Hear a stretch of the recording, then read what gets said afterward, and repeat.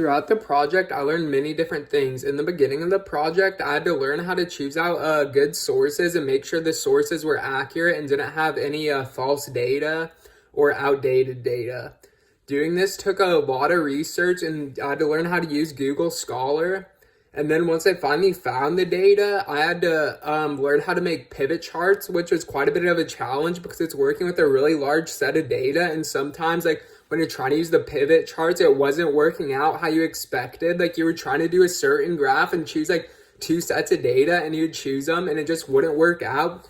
So I worked a while on the pivot charts, and that really gave me an in-depth understanding of how to use pivot charts. And now if I ever need to make one again, I'll be able to do it a lot faster.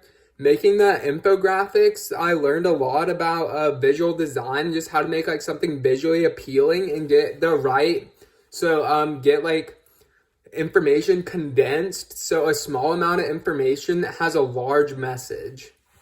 Oral communication is really important in a few different parts of this project. The first part where it was important was in the project pitch, where we submitted a 60-second pitch of what our topic was going to be. And why it was so important in this was because you only had 60 seconds to cover your large topic and what data you were going to use, who your primary source was going to be, and then just like general information about your topic.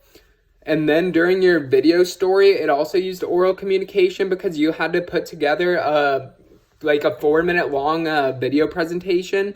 So that's a lot of words because talking for 4 minutes is quite a bit of stuff to say.